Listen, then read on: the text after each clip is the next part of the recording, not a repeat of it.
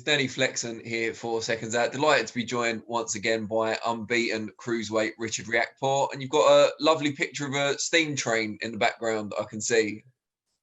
That's my new nickname. What, the steam train? Yeah, the midnight train. The midnight train? Yeah. It doesn't look like midnight picture. It looks like daytime, but I'm going to let you off.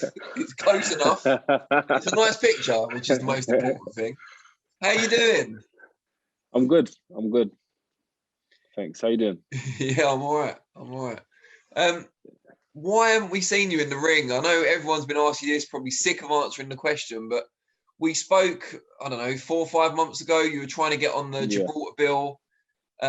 Didn't happen, clearly. It's now been nearly 2 years since we've seen you in the ring. What's going on with you? Well, first of all, I had an injury, the hand. Afterwards, supposed to be on a number of shows from 2020, end of 2020, and a lot of it fell through. Supposed to be on the Gibraltar show, which I've spoken to you about on the 27th, and I was supposed to be co-headlining with Dillian, but that fell through. Politics, and it was just they didn't deliver on their end, so I had to just move on. And now I've got a good team in place, and I've got some news coming pretty soon.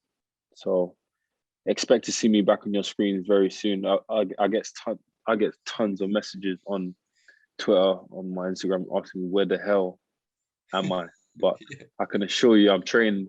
I'm going to be ready, and come within a couple months, I'll be back in the ring, and it should be really good.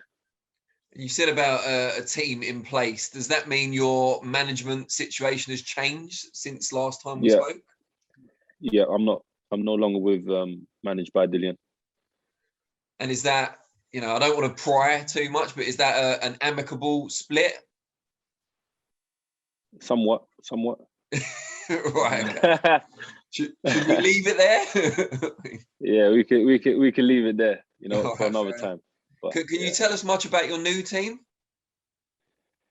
Pretty much, it's early days. It's early days right now, but I've got some really good people, orchestrating things at the minute, working with me and advising me in certain routes to take, etc. So yeah, it's looking pretty exciting, to say the least.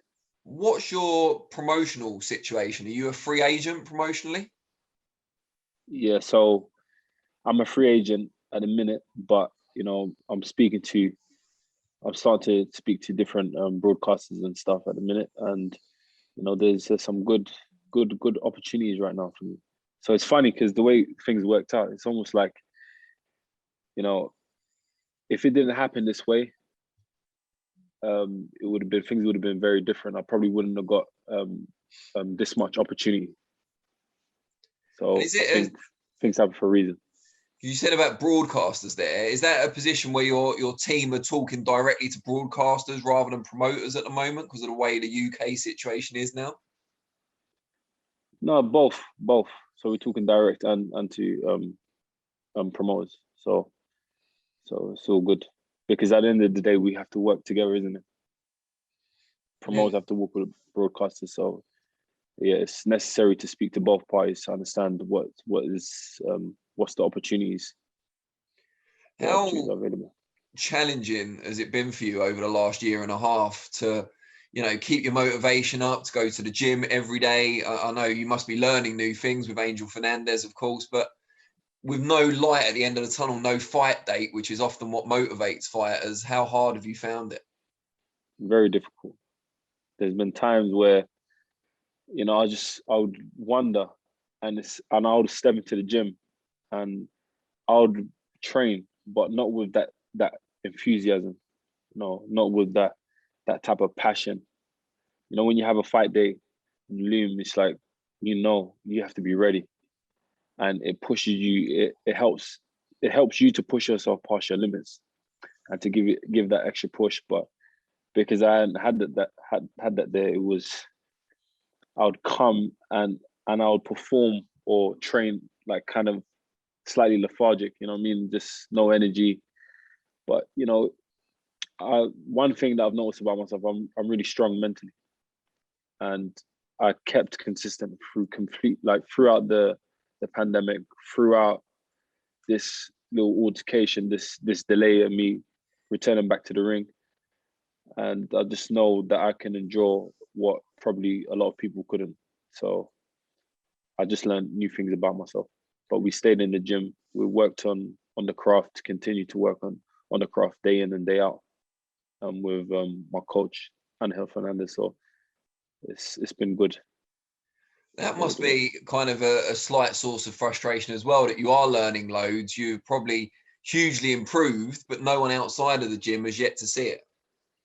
Yeah, I've been a gym boxer. Yeah. So yeah, and that's something that, you know, we used to laugh at, but unfortunately, I had to play that role. But you know, time will tell. You know, when the opportunity arises and I jump back in the ring, people will be able to see the improvements. You know, I beat these guys, you know, in the domestic scene, you know, back to back with a lot of limitations and just raw talent and strength. So, you know, let's just say I got a lot of potential, a lot more to show. So I'm really looking forward to getting back. Has it been tough at all from a financial perspective as well, not getting any fight purses through, having to put yourself up in Loughborough throughout all this time as well? It can't be easy. Yeah, it's not easy, but you know, I've had good people around me, and I made smart investments as well with the money that I made fighting. And you know, plus it's actually I got the Adidas multi-year sponsorship ambassador role, you know, during the pandemic, which, you know, helped a lot. So I've just been, you know, investing in myself financially. So I don't see it as I didn't really see it as a struggle. I just saw it as just more of an investment, and I just had to be a bit more intelligent with my finances. But it was all good, to say this, yeah. Do you know that this Friday marks 5 years since you turned professional? This Friday? This Friday. No, I didn't know that. I don't know if that's a cause for celebration or not, but where did you kind of envisage yourself being 5 years into your pro career? Are you there? Are you further than you thought? You know what? I have a plan. I had a type of goal list what I wanted to accomplish when I turned professional, and I think I wrote, the timestamp was 2017, and I had me to capture maybe a Southern area, because I started off from small shows, Southern area or English title within the first 2 years, then the British title. No, sorry, the British title within the first 2 years. So in 2000, I actually wrote this down.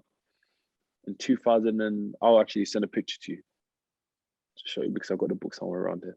So in 2019, I wrote to get a international title, maybe a WBC or Intercontinental, WBA, and also the British title in 2019. And then I don't know what I have in 2020 and 2021, but it's probably world title. But obviously the pandemic happened, and you know, it kind of delayed it, and obviously the injury. But apart from that, everything was pretty much on track, like right, spot on. But I'm probably behind now. But you know, you can't control, you know, things like, you have to just focus on what you can control. So yeah, I think I'm pretty happy with what I've achieved so far.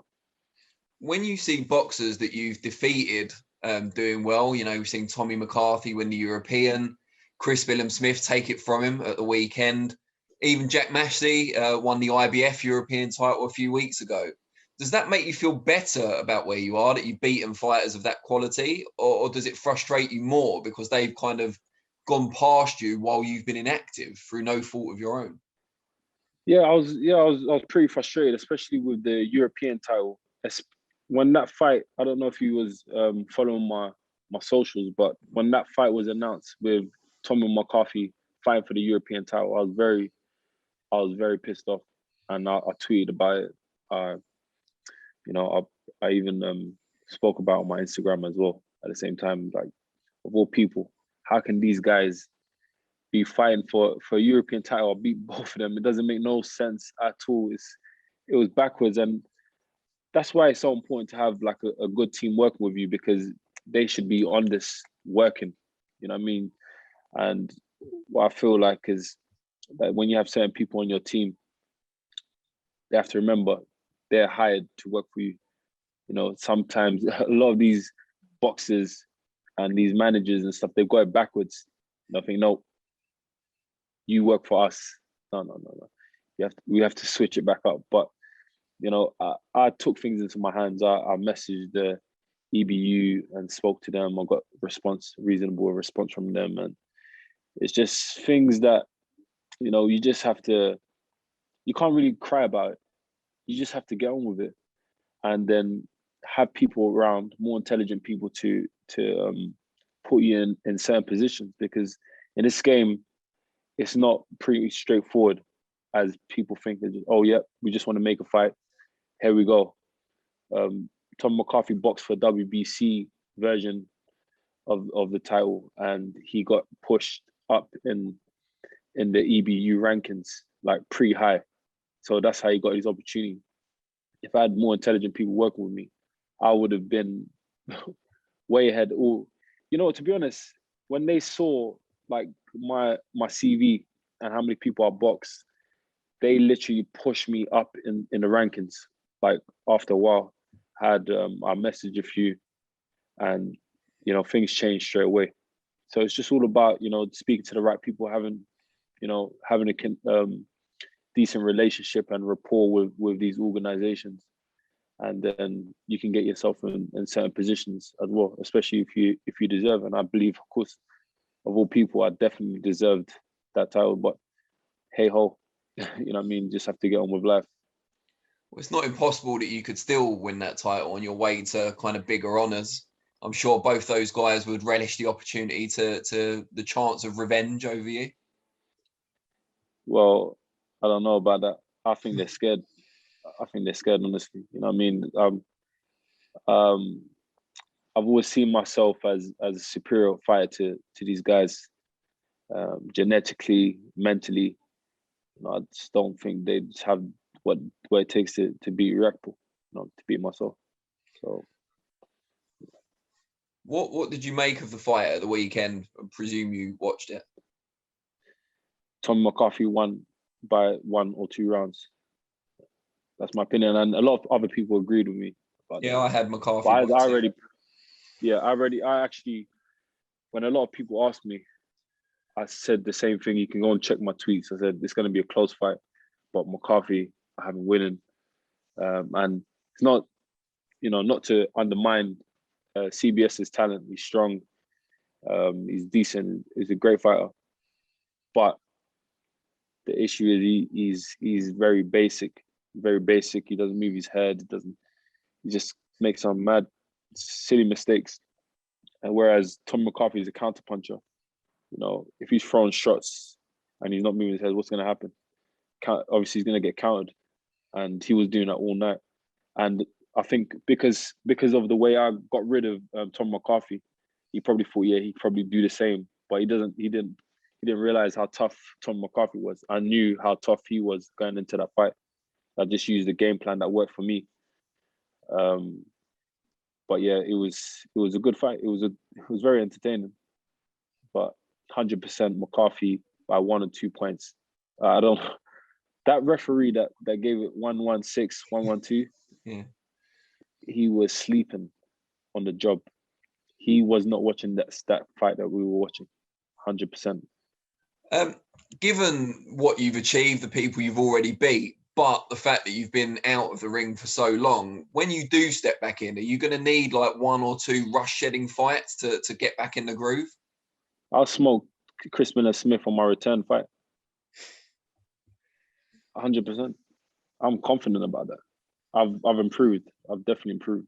You know, and if I can beat these guys with the limitations I had before, come on, man, I should be able to walk for these guys. And to be honest, I should be walking through these guys with what my ambitions in this game to achieve, and what I want to acquire. I have to, because these guys are not on that level, in my opinion.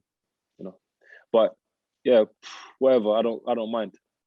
I don't mind whatever opportunities are there, whatever makes sense to put me in that that category, put me in right in the mix. I'll do it. You were riding high in the WBA rankings before your hiatus from the ring. Do you think they'll slot you straight back in where you were once you're back in action?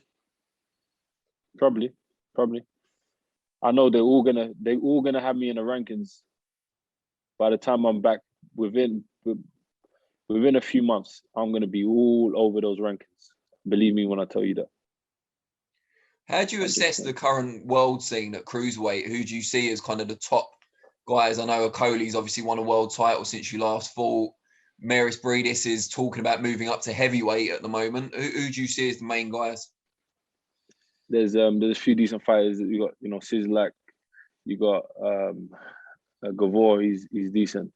Gave Bridis a hard fight. You have Gola Marian, dangerous, strong, come forward fighter. Same trainer as GGG's old trainer. I forgot his name. So they have that Mexican type of style. Good. Abel Sanchez, that's it. Who else? Merhi. We had decent fighter, strong, powerful puncher. You got Okoli, I'm saying, powerful puncher, tall, similar built to me. People are active. You even have some guys in America. Just the Apuchi, the Nigerian fighter. But I think he lost his last one. I'm not too sure. Kind of set him back a little bit, but he's still dangerous. Who else is there? Obviously, Maris Bridis, he's done with the cruiserweight. I think he's moved up to heavyweight now, trying to get a heavyweight fight now for his return. Dulcikos, I don't know about him. He'll probably move up at the same time, get a big payday. They're pushing on now. I think Bridis is probably like 35, 36. Same as the Cuban. They're at the end of their careers. Gola Marian, he hasn't even boxed for a while as well. It's like something happened with him. I don't know what. But yeah, he hasn't been active. He hasn't been out for a while. But yeah, they're pretty much the main fighters. And obviously Makabu, he's been boxing for a long time now. He's quite dangerous, but out of all of them, he probably is the weakest champion. I don't know. Debatable, but yeah. Is there anyone in particular out of those guys that you'd like to fight? All of them. I'll fight all of them. Because you know what? I have nothing to lose. I came in this game with so many limitations. I started boxing at 18. I had my first fight at 19. I achieved a lot with so much limitations as well, just raw talent and ability. I have nothing to lose. That's the truth. I literally have nothing to lose. So, and I want to test myself. I've got some good genetics, good mindset. I'll put in the work, and I believe I have what it takes to beat these guys. It's just that simple. What sort of things have you and Angel been working on during this period? I know it's been a long time and there's a huge number of things, but just tell us some of the key areas that you've been looking to improve. Well, with Angel, it's he's more defensive. He has that type of defensive approach, but at the same time, he loves the old school fighters. The fighters of the 80s, the 90s, come forward, aggressive. That fan friendly and likable type of style of boxing. Not too defensive, but mixing up, showing skill, showing boxing ability. Yeah. So we've been working on a ton of things, and obviously off the faults that I made in my last fights. Certain things that I never used to do, I do now, and naturally. It's not really a force. And yeah, so I just want to just get in the ring and just kind of just show everybody what we've been working on. And how much I've improved. So, it's going to be a matter of time before that happens. Is that a positive that you can take from the long layoff? Is the fact that you've had all that time in the gym and some of the stuff you've been learning, you're now doing second nature instead of having to second guess yourself? Yeah, of course. Absolutely. Simple things that I didn't even realize were non-negotiables in boxing. Simple things I do now. And I can't believe that I got that far without doing these things. Yeah, I swear to God, that's all I think about. It's like, wow, it's opened like angels open my mind, on it. And I think I'm just so much more conscious about certain things, and I could just watch around boxing. I'd be like, yeah, he didn't do this, he did this well, he didn't do that well. Or watch me back, I'd be like, that was terrible. I can do better than that. You know what I mean? But yeah, so it's been really, really good. When you look at your previous performances, what is it that was getting you by? Because you've said you had so many limitations. Was it just natural athleticism and power? It was, let me tell you the truth, it's the food I eat.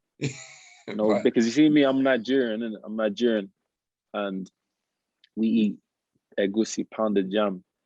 This is hard food. This is that strength food. Whereas these guys are eating, they're flipping eating shepherd's pie, chips, fish. Like, you can't compete with me with that. It's not gonna work. There's a little bit of stereotyping going on here, I think. It's fine. We'll allow it. No, but seriously, honestly, like, what it is? It's just, I think it's just my desire. It's my desire to win. It's my desire. I'm ambitious. I've always been very ambitious, very competitive, and I've been blessed with power. So just that's it. It's just really simple. But the egusi and the pounded jam as well, though. Yeah, let's not discount that completely. So what are we going to see? Because we know that you know the differences from what you've done in the gym, but for the casual observer who's going to be watching you on TV or live at the venue, what will they be able to notice that's different about you? They're just, the first thing they're going to say is that, wow, he's improved a lot. That's the first thing that they're going to say when they see me back in the ring. Like, from movement, balance, everything, rhythm, everything. I've improved in all departments, and it's just a matter of time before they see that. And we're not going to be talking again in 2 months, me saying, you're still not back in the ring. What's going on? No, 100%. That's definitely not going to happen. I'm going to be definitely in the ring, announcements, everything. Well, everybody will know about it. Trust me, I've been getting so much messages and it's been frustrating as well, because I want to get back to people, but it's just not the right time. And I've meant to do interviews with you, but I want to start. I didn't want to bring it up. No. Yeah, my bad. I apologize. But yeah, we need to do this more regularly. I agree. Yeah. Just as you said, you haven't been able to get back to everyone that's wanting to know what's going on with you. We've had a lot of messages as well, or tweets and stuff asking what's going on with Richard Riakporhe. Just take this opportunity now to give them a message, I guess, for their continued support. Okay, so yeah, all of the people that have been asking, wondering when is Richard Riakporhe going to be boxing. Where was you when I was boxing?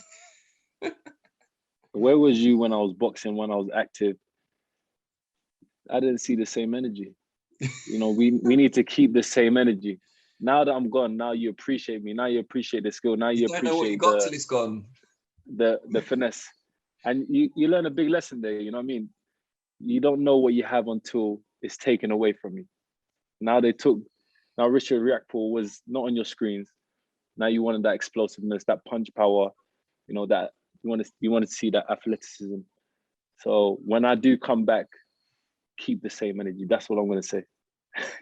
That is not how I saw it going. But good. I like the energy. That's great. I will be back soon. So, be patient with me. Some news, just keep an eye on my socials and I'll definitely be back entertaining you guys. Great stuff. Well, really appreciate it. I'm glad we got a chance to catch up. And as you say, we'll do it more regularly now going forward. Yeah, 100%. Let's do that then. Brilliant. All right. Flex Luger. Flex Luger for now. For now. For now. But yeah, you take care, and we'll catch up soon.